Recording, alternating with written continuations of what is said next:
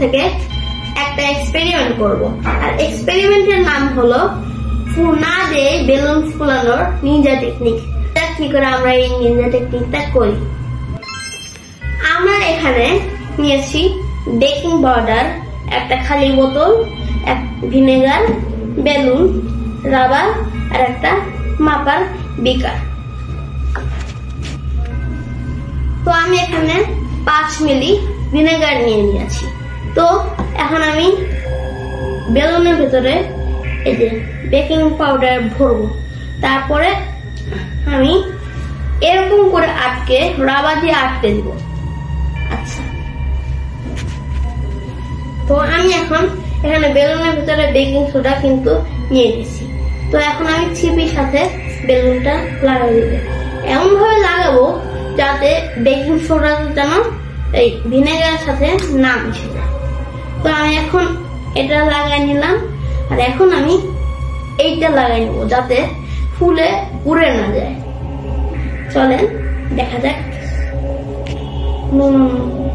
তো আমরা দেখলাম যে একটা রাবার ছিল না, ওই রাবারটা আমি পরে দেখলাম যে আর দরকার নেই, এটা এমনিতেই টাইট হয়ে গেছে। তো এখন দেখবো হয় নাকি বিক্রিয়া। ও দেখেন দেখেন দেখেন গ্যাস ফুলে উঠছে। দেখলেন দেখলেন দেখলেন আপনারা? এটা হয় কারণ এই বেকিং সোডা আর ভিনেগার মিলে বিক্রিয়া করে গ্যাস উৎপন্ন করে। আর সেই গ্যাসের জন্য এই বেলুনটা এখন ফুলে উঠছে। দেখতে পাচ্ছেন বড় হয়ে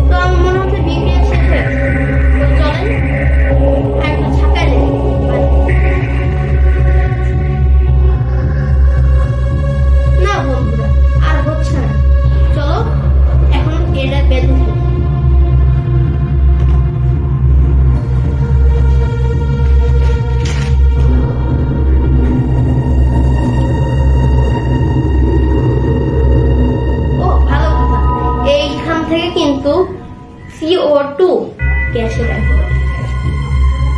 মানে কার্বন ডাই অক্সাইড।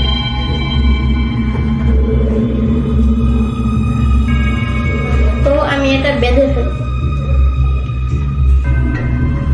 আমি আসলে বাঁধতে পারি না, তো তার জন্য আমি একটু আমার ক্যামেরাম্যানের হেল্প নিই। তো আমি বেলুনটাতে ভরে নিয়েছি। তো এখন এর ভিতরে আছে কার্বন ডাই অক্সাইড। এই মুহূর্তে এটা কার্বন ডাই অক্সাইডের বেলুন।